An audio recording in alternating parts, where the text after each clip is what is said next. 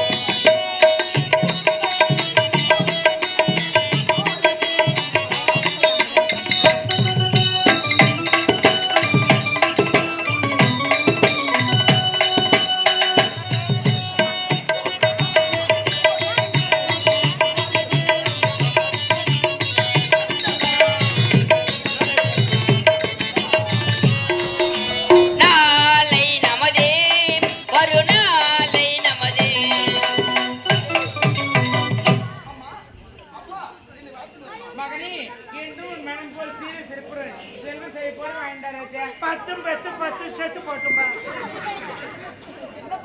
ஏண்டா நீ சாக மாட்டேடா குழந்தை என்ன சாக சொல்ற நீ செத்துடுற மகனி இருக்க பாவி அயல்நாட்டுக்கு போனி எந்த ஒரு குறையில நல்லபடியா பட்டப்படியில படிச்சிருந்தாச்சு. அம்மா எந்த குறையுமே கிடையாது, நன்றாக படித்து அப்படியா? கொண்டார்க்கு உய்வுண்டா உய்வில்லை செய் நன்றி கொண்டவதற்கு கற்கே கசடர கற்றவை கற்ற பிடிக்க கதற்கதல் என்று திருக்குறள்லாம் படித்திட்டு எந்த குறையுமே கிடையாதம்மா. அப்படியா? இருந்தாலும் நீயும் வந்து வெகு நேரம் ஆகுது, நீ சென்று போய் குளிச்சுட்டு உடம்பெல்லாம் அழிச்சிருக்கோம் சாப்பிட்டு படி. நான் அப்ப போய் விறகுல வெட்டிட்டு போ போலாம். அம்மா இல்லைங்களம்மா, இன்று முதல் அந்த கவலையே வேண்டாம். ஆமாம்மா, இப்போதே நான் காட்டுக்கு செல்ல போகிறேன், விறகு வெட்ட போகிறேன், உங்கள் சுமையை கொதிக்க போகிறேன். நான் வந்து மகனே சுபாங்க எங்க போறேன்? விறகு வெட்ட போறமா? உனக்கு அறிவு இல்லையா? விறகு வெட்டதுக்கு ஆயிரம் படிக்க வச்சேன். போய் கம்மன் சாப்பிட்டு பார்த்துட்டு நானும் அப்ப போய் இல்லைங்களம்மா, என்னடா உங்கள் இருவருக்கும் வயதாகி விட்டது, அதனால் இப்போதே நான் காட்டுக்கு செல்ல போகிறேன். உங்கள் வார்த்தை கேட்க மாட்டேன். என் பேச்சு கேட்க மாட்டேன்? முடியாதம்மா. முடியாதா? நான் பெத்த பிள்ளையா இருந்தா என் பேச்சு கேட்டுக்கோ. பெத்த பிள்ளைய தெரியல.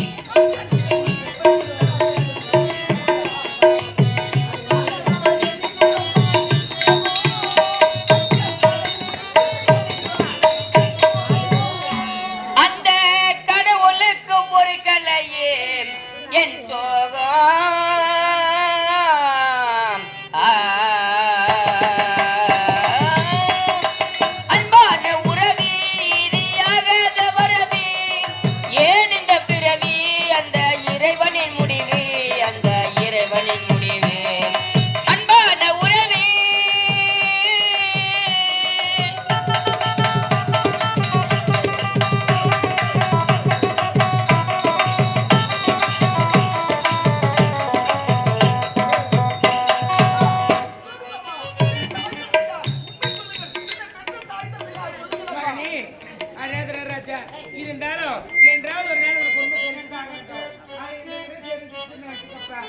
வாங்கி நாங்கள் இருவரோட பெற்றெடுத்து தாங்கிறது இல்லப்பா.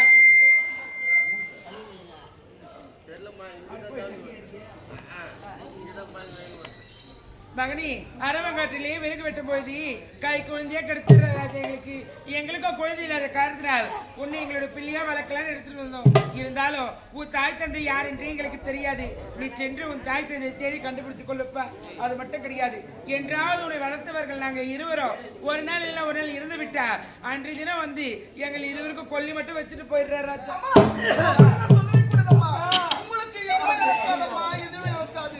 அம்மா போகிறி என் தாய் தந்தை எங்க நான் தேடி கண்டுபிடிக்கிறேன். மீண்டும் வருகிறேன் அம்மா, மீண்டும் சந்திக்கிறேன். பார்த்து பத்திரமா போடு ராஜா.